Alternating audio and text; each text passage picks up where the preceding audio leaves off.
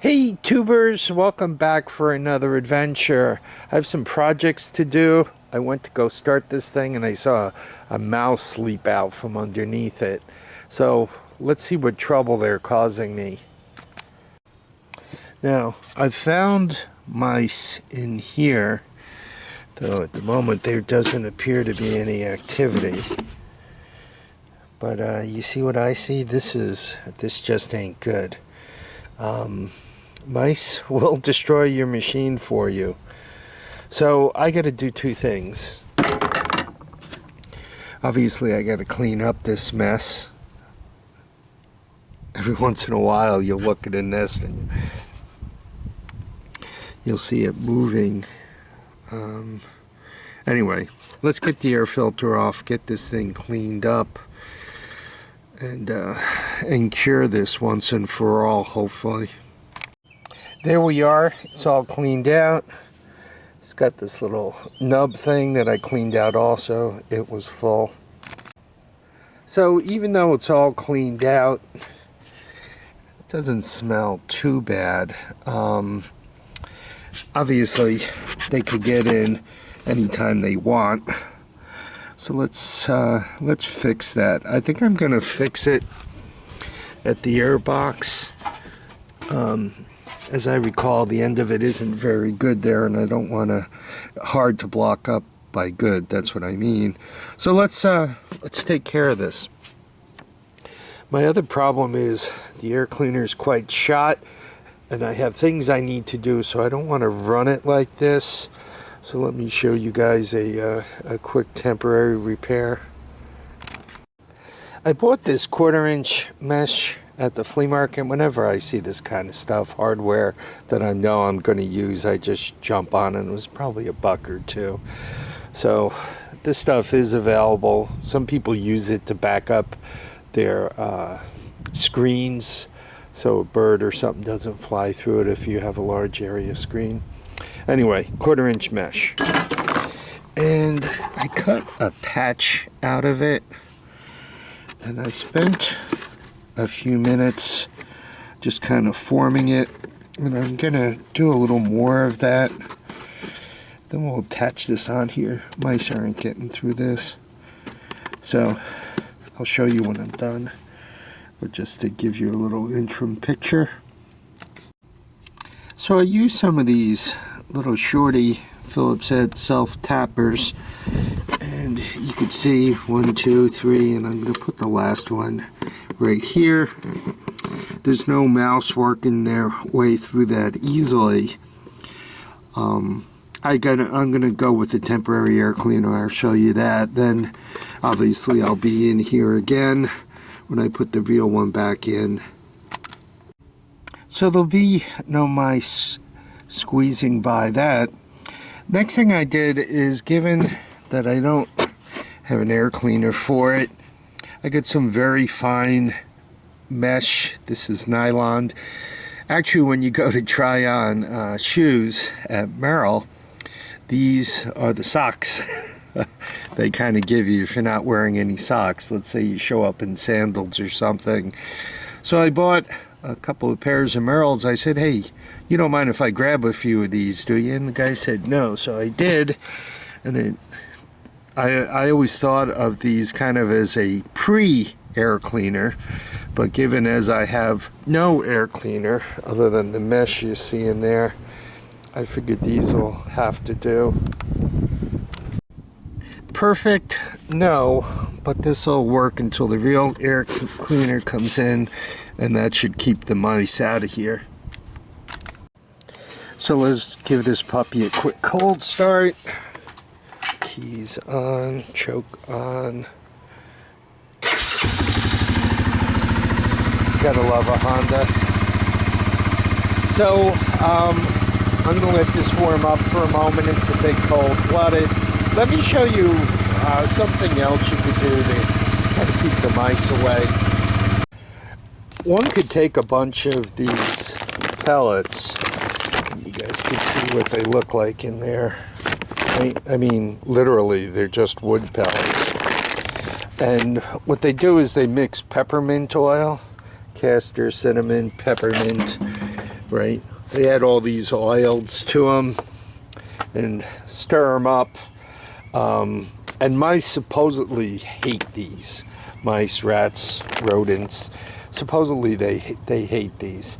I've had some trouble with rodents in the cars, mice in the cars, and I've taken a sock, put a bunch of this stuff in there, popped it into the glove compartments, and now I have less trouble with mice. Well, no trouble, but who knows, they might be back. Anyway, so I have had some luck with this. Once again, put a bunch of it in a sock, put it under the seat of your all-terrain vehicle, and hopefully that'll chase the mice away for you. So it's the next day. Quite honestly, I got smacked in the head. This is a cold start. By a branch, the camera went flying and I lost the video. So we get to do it over again, but this time I brought out the GoPro, and that's a good thing.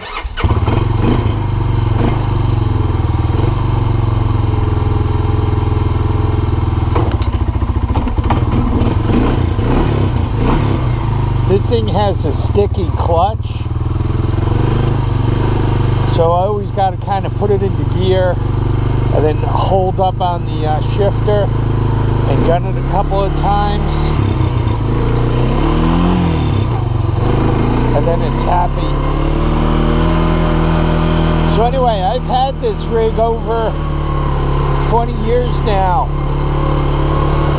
I had a big win in the stock market just before it crashed, and I bought this thing and the backhoe loader. Good thing I did, because then I lost all my money. So yeah, this is my old reliable.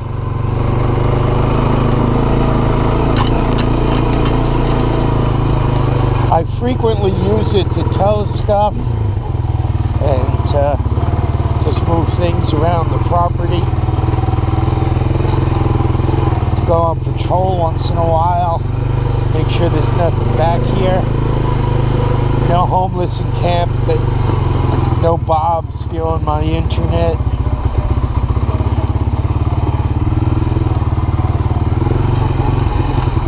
Yeah, I was coming down here a couple of days ago. This is where I got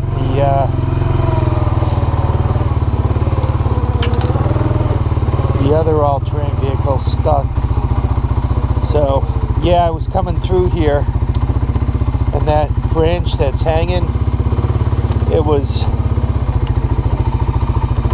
hanging higher before, and as I was going by it, I kind of dodged the pricker bush, the thorn bush, and the next thing I knew, it caught me in the head and it knocked the camera out of my hand, and the camera ate the video. Whoa, I really gotta cut some of this stuff back. Shouldn't be so surprised when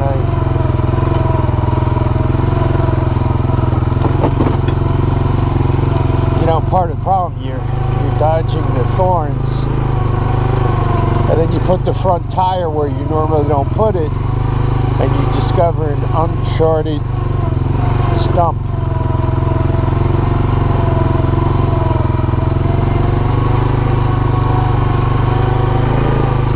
Here, let's Calvin's Corners.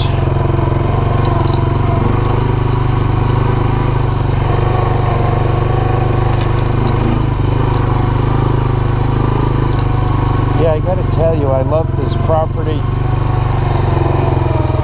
I made some investments that I was hoping would come through, which would allow me to buy this extended property, but like all the best laid plans of mice and men, ended up losing about 10% of the investment. So if I would have got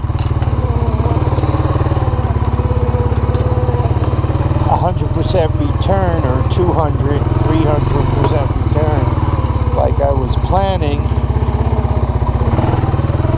I would own this property. But instead I left 10% on the table. Quite honestly, the market don't look so healthy.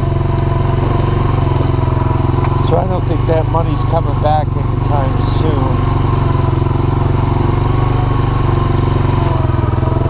You know, you win some.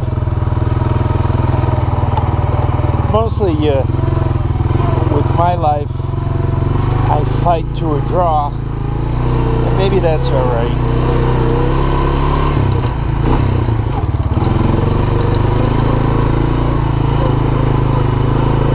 Anyway, I hope you guys like this little repair video. We're gonna get the cold weather that we normally get, so I'm having a lot of trouble with ticks. I mean, the little riding I just did, I'll find a half dozen on me. And then the bigger ticks, the dog ticks, the deer ticks, I guess they're called deer ticks. No, they're called dog ticks. They're the bigger ones. The ones that when you pull off, they typically take a dime-sized piece of flesh with them. Real mean critters. So that's my story. Hope you guys enjoyed the narration. Yeah, gardening is starting. Got to get all that stuff done. The zero turn died, so I got to figure out what's wrong with that rig. Maybe I'll make a video.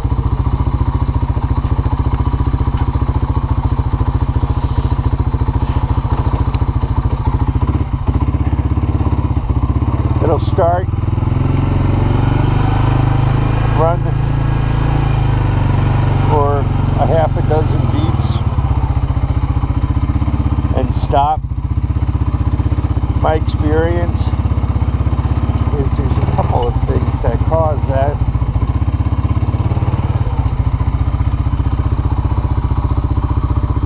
Could be that the battery voltage that thing needs power to fire a spark. Could be the battery voltage is going below 12 volts. That doesn't appear to be the case. Could be that a safety's on and that it's got to fire a half a dozen times before it figures out that the safety's on and it shouldn't be starting. So that could be it. So it could be a safety switch that's engaged. Or could be that rodents got into it and chewed up on the wires, and then I only get a spark or two out of it. You know, it's not putting any real power to the CDI, just kind of a little bit through a mostly broken wire. So after it fires a couple of times, the CDI doesn't have anything left. It's got to. So anyway, I got to figure that out. Hope you guys enjoyed this ride. Hope you enjoyed the repair. I need you all to keep your feet down, your heads up, and I need you all to get out and enjoy each and every day. You don't know how many you're going to get, so get out and have a few laughs. Bye now.